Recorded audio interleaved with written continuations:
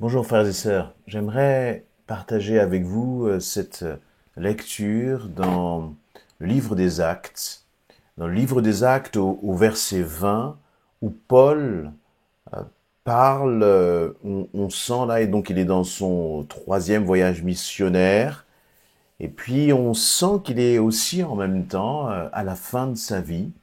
Et voici ce qu'il va dire aux anciens, donc à l'équipe pastorale de l'église d'Éphèse avant de les quitter. Il va leur dire ceci: cependant, de Milet, Paul envoya chercher à Éphèse les anciens de l'église.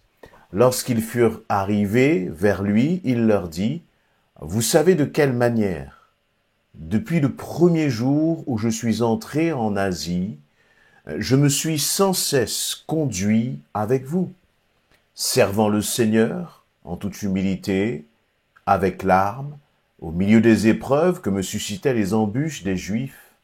Vous savez que je n'ai rien caché de ce qui vous était utile, et que je n'ai pas craint de vous prêcher et de vous enseigner publiquement et dans les maisons, annonçant aux Juifs et aux Grecs la repentance envers Dieu et la foi en notre Seigneur Jésus-Christ. Maintenant, voici, lié par l'Esprit, je vais à Jérusalem, ne sachant pas ce qui m'y arrivera.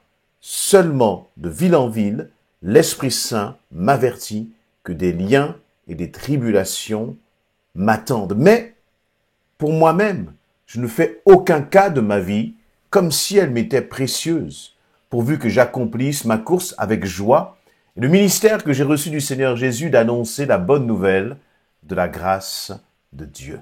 Voilà, c'est quelques versets où Paul fait, avant, donc il va dire au revoir aux frères, aux sœurs de l'église d'Éphèse, et avant de leur dire au revoir, il fait comme un peu un bilan de son témoignage pour non pas se vanter de quoi que ce soit, non pas pour se glorifier, mais pour les encourager à suivre finalement cette même voie, à être justement des témoins authentiques de Christ. Et je voudrais vraiment nous encourager dans ce sens. Parce que nous pouvons nous faire une idée de la vie chrétienne, aspirer peut-être, moi je suis comme chacun d'entre vous, j'aime les bénédictions, j'aime les grâces. J'aime quand le Seigneur m'encourage, j'aime quand mes finances sont bénies, j'aime quand tout va bien dans ma famille, à la maison, dans mon travail, j'aime tout cela. Mais en tant qu'enfants de Dieu, nous ne vivons pas pour cela. Nous devons apprendre à vivre pour Christ. Et il y a là quelques éléments dans ce témoignage de Paul qui sont comme en opposition. En opposition. Vous voyez, il dit, je sers le Seigneur avec humilité. Avec humilité, c'est pas regardez-moi, je suis humble. Non, c'est que parfois il a dû comme un peu avaler des couleuvres. Parfois, on lui a parlé d'une façon, même lui qui est un responsable, comment dire, une référence spirituelle, parfois on a pu peut-être l'humilier. Peut-être que parfois on lui a mal parlé. Peut-être que parfois il a été trahi, il a subi vraiment des offenses, des rejets, peut-être même dans l'église. Il dit, je suis resté en toute humilité. Parfois, il aurait pu revendiquer un certain nombre de faveurs qu'il n'a pas fait parce qu'il voulait rester humble. Il dit, j'ai servi avec larmes. Là, c'est extrêmement clair. Il a payé le prix.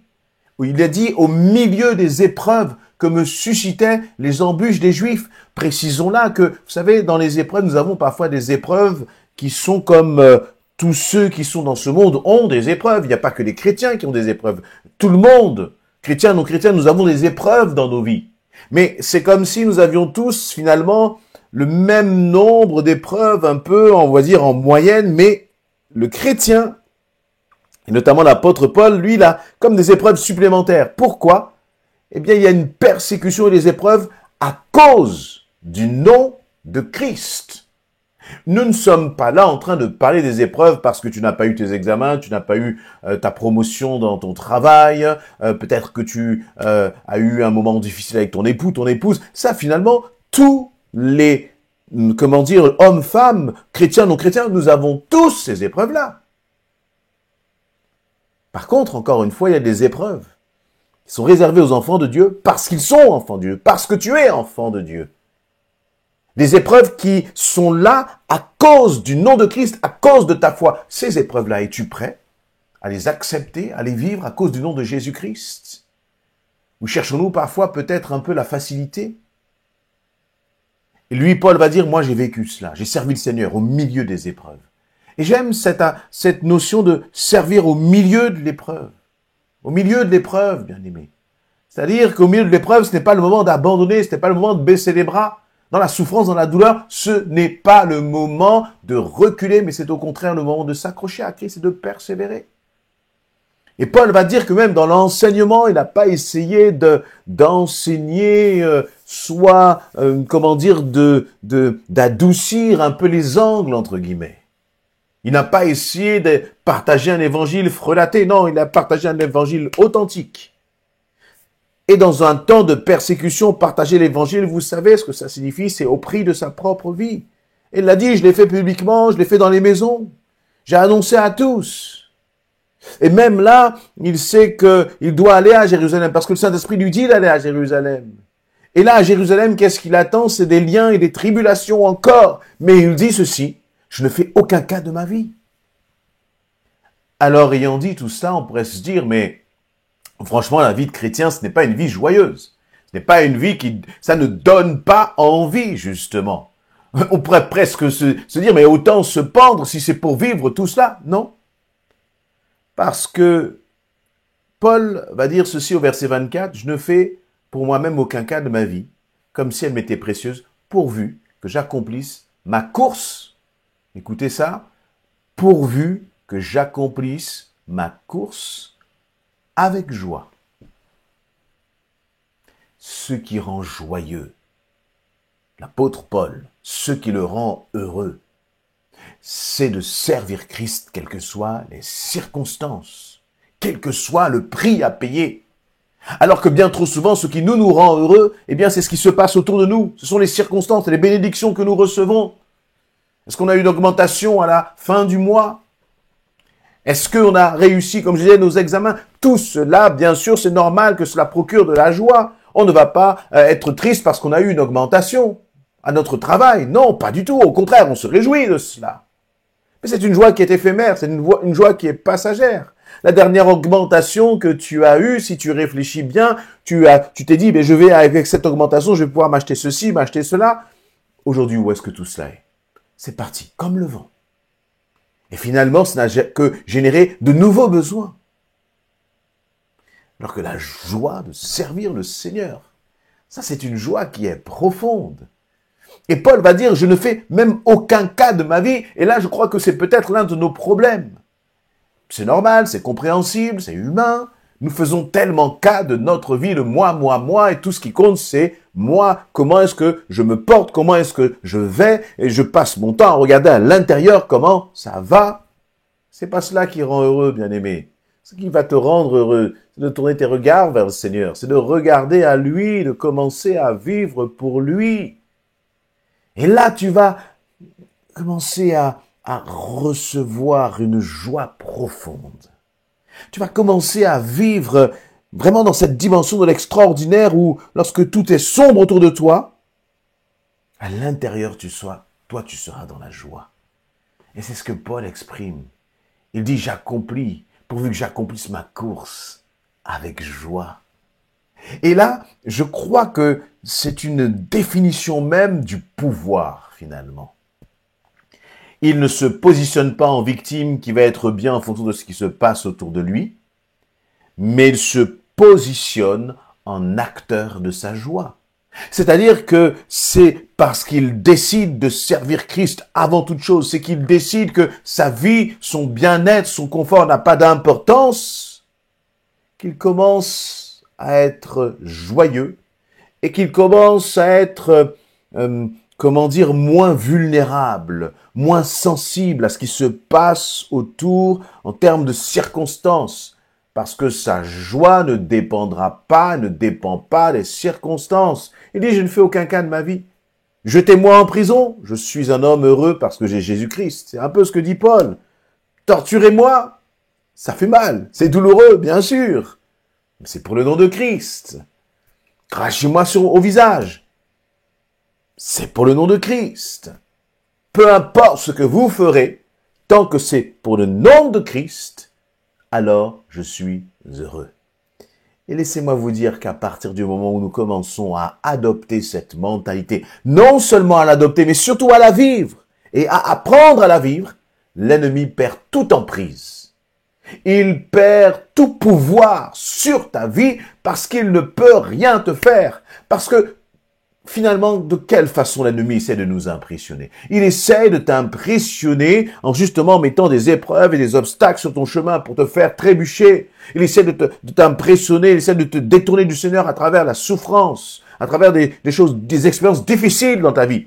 Mais si finalement, ni les souffrances, ni les expériences difficiles, ni les épreuves, ni les chutes ne t'éloignent du Seigneur, quelle arme l'ennemi aura-t-il encore pour te faire tomber? Aucune. Son pouvoir est réduit à néant. Dès le moment où toi et moi, nous commençons à apprendre à vivre en disant « Seigneur, je ne veux faire aucun cas de ma vie ». Alors, bien sûr, ce sont des paroles que je dis là. Mais l'apôtre Paul a pu, lui, le vivre. Et comment est-ce qu'il l'a vécu? Eh bien, je crois qu'il y a eu tout un apprentissage dans sa marche avec le Seigneur. Ce n'est pas non plus quelque chose tombé d'en haut, mais c'est à chaque fois qu'il a dit « Je renonce, Seigneur. Je renonce à mon confort. Je renonce, là peut-être que ça va être difficile, mais je vais aller à tel endroit ou à tel autre. Et là, je risque l'emprisonnement, mais je vais aller, Seigneur. » Et à chaque fois qu'il a décidé d'obéir au Seigneur, alors c'est comme si l'ennemi perdait petit à petit un peu de pouvoir sur, l'apôtre Paul. Et je crois que c'est la même chose pour chacun d'entre nous. Et lorsque je parle de l'ennemi, ce n'est pas simplement le diable, mais c'est aussi notre chair qui est là. Parce que notre chair, elle n'aime pas le sacrifice. Notre chair, ce qu'elle cherche, c'est une sorte de satisfaction, de joie immédiate. Et puis c'est le feu d'artifice là-haut dans le cerveau, vous voyez, et puis ça retombe. Alors qu'avec le Seigneur, Paul va dire, j'accomplis, l'essentiel pour moi, c'est d'accomplir ma course avec joie. Dis-moi, quel est ton essentiel? Qu'est-ce qui est important pour toi finalement, chaque jour? Et lorsque je pose cette question-là, bien sûr, je me parle aussi et je me corrige aussi. Je me dis, mais Seigneur, que mon essentiel, ce soit toujours toi parce que j'en ai besoin. Parce que parfois je suis écarté, éloigné, asséché. Et j'ai besoin de toujours revenir à tes pieds, Seigneur. Et d'apprendre, d'expérimenter, de vivre encore. Que la joie, c'est de mourir à moi-même et de te laisser grandir en moi. Voilà, si vous avez été encouragé, béni par cette parole, je vous invite à liker cette vidéo, laisser un commentaire et à vous abonner à notre chaîne YouTube. Soyez bénis.